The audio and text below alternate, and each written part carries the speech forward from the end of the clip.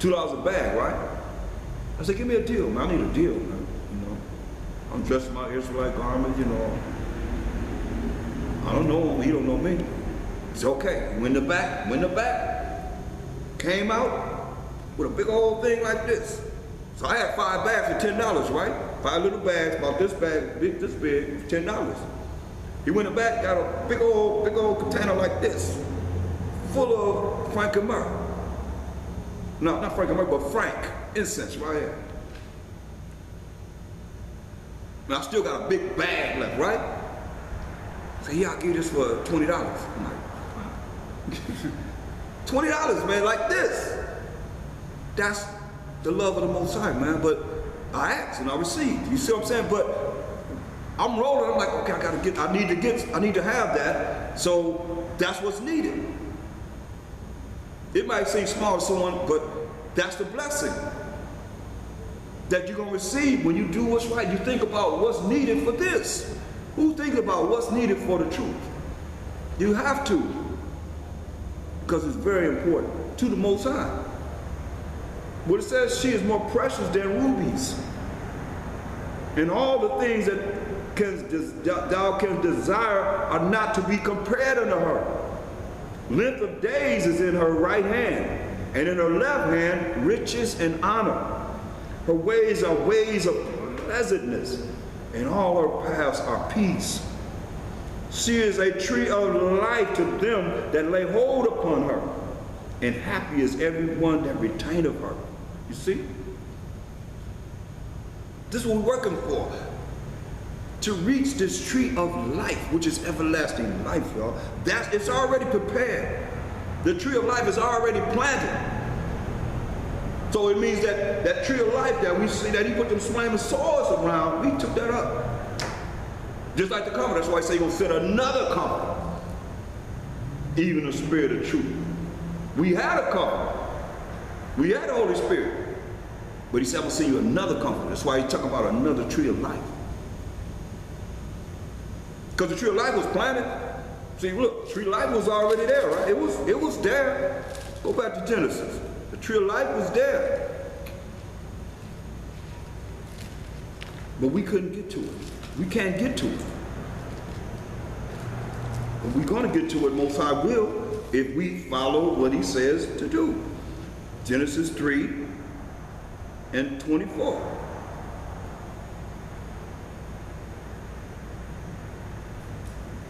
So he drove out the man, and he placed at the east of the Garden of Eden cherubims, angels, and a flaming sword, which turned every way to keep the way of the tree of life. You see that? So we couldn't get to the tree of life. Why? Because until this day, we are continually to eat from the tree of good and evil. Because evil is not evil amongst us. It's amongst us. So we got to rebuke the evil which causes sin so that we can be righteous to be able to eat of the tree of life. Listen. Go to 2 Ezra 8.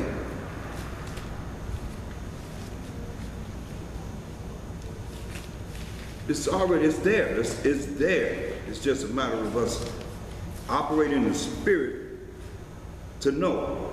Listen, go to 2 Ezra 8:52. For unto you is paradise open. It's the kingdom. The tree of life is what? Planted. It's planted. It's planted. The time to come is prepared. It's prepared. Plenteousness is made ready. A city is builded, and rest is allowed. That's when these other nations are going to be building up our kingdom and planting our vineyards and so forth in the kingdom of Mashiach Yahushua for 1,000 years. They say, yeah, perfect goodness and wisdom. The root of evil is sealed up from you. It's in the kingdom, y'all. Paradise. The root of evil is sealed up from you. Weakness and the moth is hid from you. And corruption is fled into hell to be forgotten. You see? All corrupt people, all corrupt things are going to be thrown into hell to be forgotten. No more remembrance of these things. Sorrows are past. No more crying, no more sadness. And in the end is shown the treasure of immortality, living forever and ever and ever. It's prepared for us. We just got to get ourselves together to fulfill what the Most High said He's going to do. So that's why you see the Most High put the flaming swords and angels with the flaming swords around the tree of life, because we chose to eat of the tree of knowledge of good and evil, where the Most High said we shouldn't even touch, we shouldn't deal with. But oh, here we are today, caught up in the same thing that He told us not to do.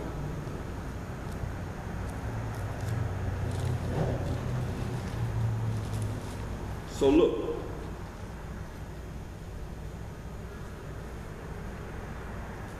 go to Jeremiah 50.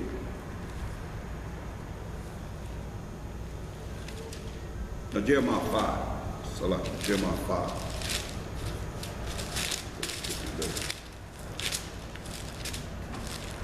Jeremiah 5 and 21. Hear now this, O foolish people, and without understanding, which have eyes and see not, which have ears and hear not. Fear ye not me, saith the Most High. Will ye not tremble at my presence? Oh, big bad Israelite. He say, fear ye not me, said the Most High. Will ye not tremble at my presence, which have placed the sand for the bound of the sea, for a perpetual decree, that it cannot pass it? And though the waves thereof toss themselves, yet can they not prevail. Though they roar, yet can they not pass over it. But this people have a revolting and a rebellious heart. They are revolted and gone. Neither say they in their heart, let us now fear the Most High our power. Let's be afraid of the Most High our power. No, that giveth rain, both the former and the latter. That give blessings to the former and the latter. In this season, He reserved unto us the appointed weeks of the harvest, to have the crops grow so we can eat.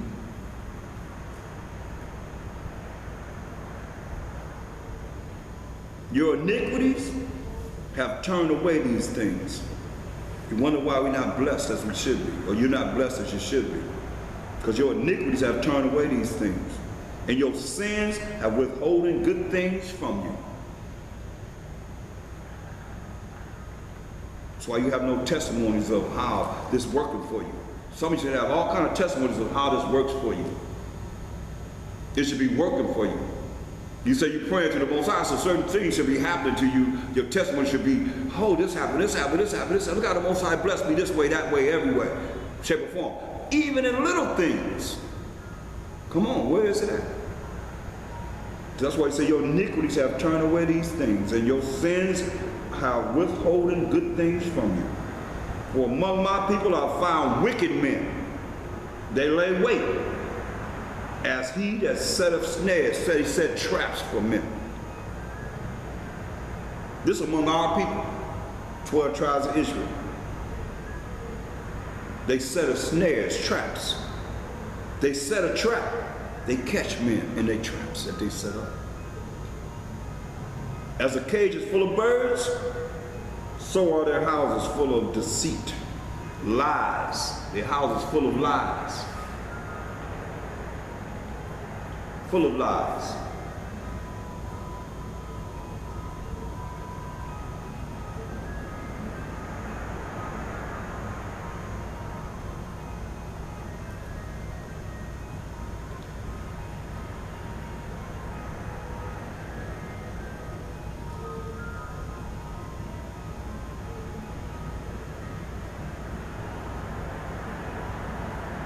Therefore they are become great and waxen rich. Why? Because they have bowed down to Satan. They have become great and waxen rich. And Satan said what? All shall be thine. Showed them all the kings of the world. Said all shall be thine to do what? Bow down and worship me. That's why they waxen rich. That's why they become great and waxen rich in Satan's kingdom. They are waxing fat. They shine yet. They overpass the deeds of the wicked. You hear that?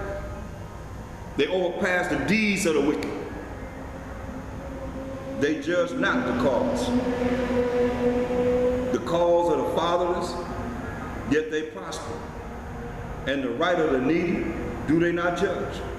Nobody talking for us. Who's speaking up for us? That's a so-called celebrity, a so-called sports figure, a doctor, a lawyer, any person that's of prominence here in this wicked land.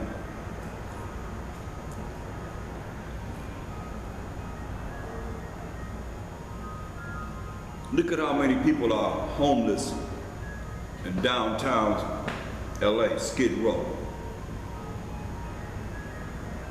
You're not doing that going down there now and then with your nonprofit that you going down there. That's why they know. They know the system. They know the system. They know you just got to go down there to get rid of certain things because you have to. You got to show where this money is going. You see? They got to spend so much money and give it away. That's part of their nonprofit status. But it shouldn't be homeless like it is. Now they got homeless in Palos Verdes. But you know what they say could be the homeless in Palos Verdes? At this time, those that are rich but lost their place. Those that have money but lost their place. They're the ones that can be on the streets of Palos Verdes, homeless and so forth. The ones downtown ain't going up in there. They ain't allowing that. That's why I say they even selective of who they gonna allow to be homeless in certain places. You see? Wicked, man. But remember, the Most High said, Israelites, wickedness have overpassed the wickedness of the wicked. Superseded the wickedness of the wicked. He said, shall I not visit for these things? Said the Most High, shall not my soul be avenged on such a nation as this? Why do you think we going through the changes we're going through? The Most High said, he's going to avenge. Because you don't care about the widows, you don't care about the fatherless, you don't care about the poor. But some people say it don't matter. Go to Exodus, the 20th chapter. Some people say it don't matter. Or you try and blame whatever condition they're in on them, so you don't have to be involved in helping the poor, the needy. Everybody that's on Skid Row is not no crackhead here. And they ain't down there because they was on crack, or they was on some kind of drug method, whatever you want to say. Some people, many people I met, they just was short on their rent. $50, man. You know how that is. You don't have the money to pay your rent, you lose your job.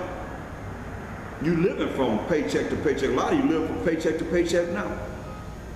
Who's to say you won't end up down there or wherever you at, homeless? You can guarantee you won't be. Some people are working every day, 2 jobs, 3 jobs, to maintain a type of lifestyle that they're living. They cut that off. You gotta understand this. There's people that's against us. They're not for us. They're not for us.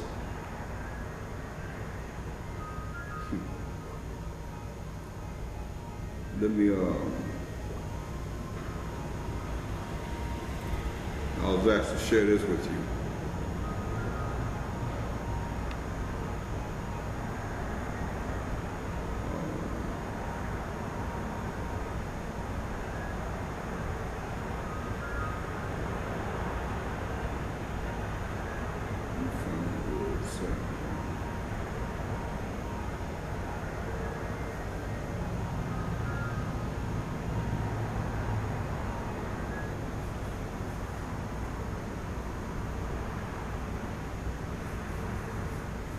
This is in Whitehall, Montana. It's called Whitehall, Montana. All so-called African American truck drivers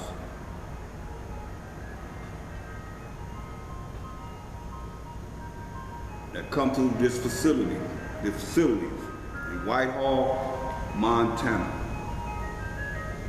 They are told they met with 20 Edomites, shotguns, truck drivers, told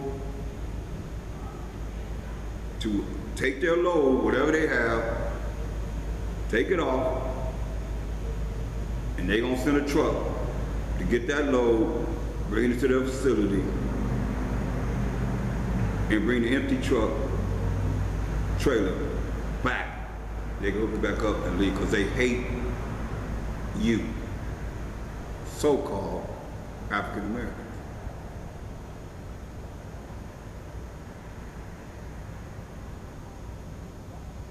This is 2015. You're not coming up in there to unload anything. You can bring it, but you ain't coming inside. You ain't coming into their facilities. This exists. See, y'all run around here thinking, oh, well, it's gonna be okay. Everything is all right.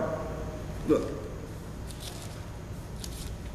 we're gonna go back to Exodus, but I want you to look at Ezekiel 35. Ezekiel 35, so you know who you're dealing with, what we're dealing with, what we up against. Ezekiel 35. And moreover, the word of the Most High came unto me, saying, Son of man, set thy face against Mount Seir, mountain Seir, and prophesy against it. So, who was given mountain Seir? So what does that mean if you don't know about when it says prophesy against mountain Seir? We got to go back to Genesis. Go back to Genesis. 36th chapter. Go way back to Genesis 36 and look at verse 1 first and foremost. It says, now these are the generation of Esau, who is Edom, which means red. Esau is our fraternal twin brother, Jacob and Esau, the so-called white man, so-called Caucasian today. Look at verse 8. Thus dwelt Esau in Mount Seir. That's mountain Seir. Esau is Edom. Okay? So when it says Mount Seir, it's talking to the so-called Caucasian race, who is the Edomites in the Bible. Mountain, what do they call them? Why do they call themselves Caucasians? Because they come from the Caucasus Mountains, between the Black and Caspian Sea, in the red between the Black and Caspian Sea, in South Georgia, Russia. So now when you look at Ezekiel 35 and 2, it says, Son of man, set thy face against Mount Seir and prophesy against it. Prophesied against the Edomites, the so-called white people. And said it, thus said the Most High Power, behold, O Mount Seir, O Caucasian people, O Edomites, I am against thee, and I will stretch out mine hand against thee, and I will make thee most desolate. I will lay thy cities waste, and thou shalt be desolate, and thou shalt know that I am the Most High. Why? Here we are.